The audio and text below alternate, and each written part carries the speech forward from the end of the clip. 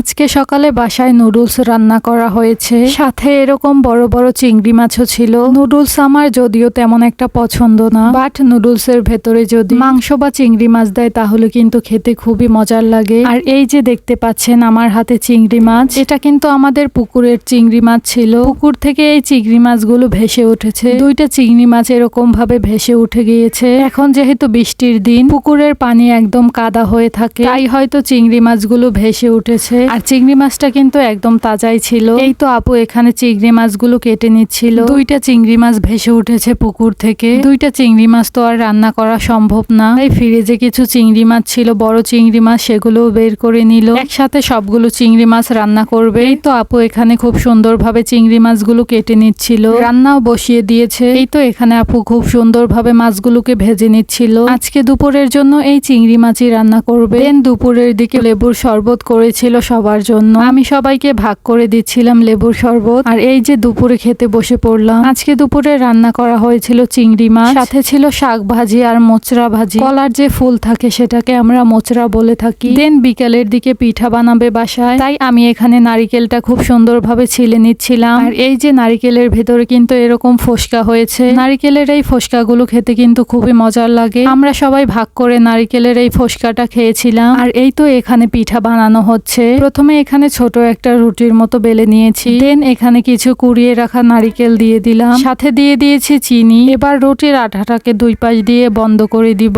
এই তো এখানে খুব সুন্দরভাবে পিঠাটা বানিয়ে নেওয়া হচ্ছে। আজকে বাসায় কুলি পিঠা বানানো হবে। এই পিঠাগুলো কিন্তু তেলেও ভাজা যায়, ভাপে দিয়েও সিদ্ধ করা যায় এই পিঠাগুলো। আজকের এই পিঠাগুলো কিন্তু ভাপে দিয়ে সিদ্ধ করব। এই তো ফুফু এখানে অনেকগুলো পিঠা বানিয়ে নিচ্ছিল। কুলি পিঠায় কিন্তু এরকম সুন্দরভাবে মুড়ি দিতে হয়, পিঠার সাইড দিয়ে বর্ডার আর কি। পিঠাকে এরকম সুন্দরভাবে মুড়ি দিতে হবে। ফুফু আবার খুব সুন্দরভাবে এই বর্ডার গুলো দিতে পারে। আমি কিন্তু একদমই এই বর্ডার গুলো দিতে পারি না। এই সুন্দর বর্ডারের জন্যই কিন্তু কুলি পিঠাগুলো দেখতে খুবই সুন্দর লাগে। এই তো এখানে পিঠাগুলো খুব সুন্দরভাবে হয়ে গিয়েছে। ভাপে দিয়ে এই পিঠাগুলোকে খুব সুন্দরভাবে সিদ্ধ করে নিয়েছে। ভাজার থেকে আমার এই পিঠাগুলোই বেশি পছন্দ। তেলের পিঠার চাইতে এই পিঠাগুলো খেতে কিন্তু খুবই মজা। এখানে কিন্তু অনেকগুলো পিঠা বানানো হয়েছে আজকে। আমরা সবাই মিলে এই পিঠাগুলো খেয়েছিলাম। আর এই পিঠাগুলো কিন্তু খেতে খুবই মজার হয়েছিল। আপনাদের আঞ্চলিক ভাষায় এই পিঠাকে কি নামে চিনে অবশ্যই জানাবে। আমরা তো ছোট থেকে এই পিঠাকে কুলি পিঠা নামেই চিনি। কার কার এই কুলি পিঠা পছন্দ সেটাও জানাবেন। দেন সন্ধ্যার দিকে খেয়েছিলাম এই জলপাইয়ের আচারগুলো। জলপাইয়ের এই আচারটা কিন্তু ফুফু নিজের হাতে বানিয়েছিল।